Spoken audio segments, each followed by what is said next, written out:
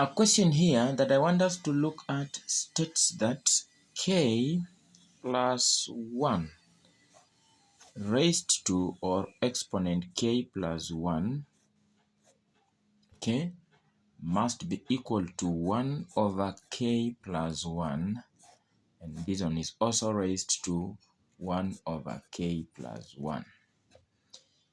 Oh my goodness. Then we can see what we can get as the answer to this question. So let me see what we can do. Then we can come here and be able to say that k plus 1, which is raised to k plus 1, should be then equal to k plus 1, and this one is raised to negative 1. And I think you must have heard of this very important aspect where we say 1 over a in terms of the laws of indices must be equal to a raised to negative 1. So the reciprocal of a fraction, and of course now having this as a whole number, the denominator in this case, can as well get raised to a negative to always have the same value as per the previous thing you've actually been given as a fraction. So then that means 1 over a is the same as a raised to negative 1. That means 1 over 2, a half, which is 0.5, must be equal to 2 raised to negative 1. That is what I'm trying to say. So we will now be able to have this power getting retained. So 1 over k plus 1, the power here, then you can be able to say it. So 1 over k plus 1 is the same as k plus 1 raised to negative 1. So we will now end up having k plus 1, and this is raised to k plus 1, being equal to k plus 1, which is raised to negative 1 over k plus 1. Wow. And I think for your information, you can see the bases are the same. So if the bases are the same in terms of the laws of indices, or what we call the logarithmic notations in terms of what you have as the base logarithmic what writing in terms of the base, you can drop them just like that, but don't cancel them, just drop them. Then you can have k plus 1 then being equal to negative 1 over k plus 1. You can look at that. Then I can just come here and then have k plus 1 multiplied on both sides to eliminate the denominator. So this and this will disappear. So then I'll end up having k plus 1 times k plus 1. And as per the quadratic identities, we normally say that a plus b multiplied by a plus b. And if you know that, the first quadratic identity is the same as a plus b squared, or raised to 2. So this is the same as a squared, that is a squared, plus 2 times b times a, that is 2ab, then plus b squared, that is b squared. So in as far as quadratic identities are concerned, we can be able to have a plus b getting multiplied by a plus b.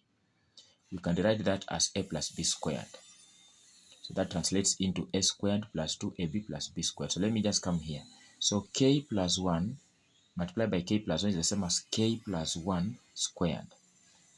And using the first quadratic identity, you can have k getting squared, that is k squared, plus 2 times 1, that is 2, plus k, you can just say times k, that is 2k, then plus 1 squared, that is just 1. Then that must be equal to negative 1.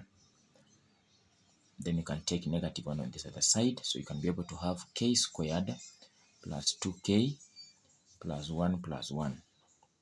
Okay, so that is k squared plus 2k plus 2. That must be equal to 0. So this is also equal to 0. So we'll now have this as a quadratic equation that can get solved quadratically. Let me see if factorization can work for us. So the sum is 2 and the product is 2. Which two numbers? When you add, you get 2, and you multiply, you get 2.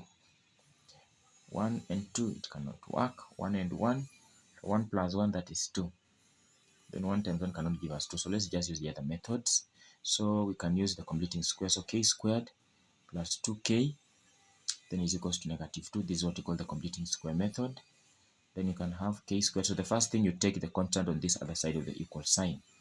Then you can have something called b over 2 squared. You must have heard about this, b over 2 squared.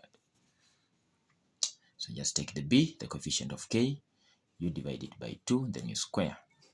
I always tell my students to drop that k for the purpose of just making their work easier. But it's not even accepted in mathematics. So just take the b, the coefficient of k, or the second term for that quadratic equation. You divide by 2 and then you square. Then that must be equal to -2. And then do the same thing on this side, 2 over 2 squared. Wow, so then you can have k squared plus 1 squared, that is 2 divided by 2, that is 1. So 1 squared is equals to -2 plus 1 squared. Okay, so we will end up having k plus 1, okay, squared. Then that must be equal to -2 plus 1.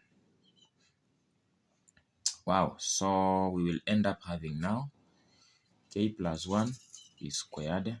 That must be equal to -1. So we will stop here because we do not have the square root of a negative number for that matter.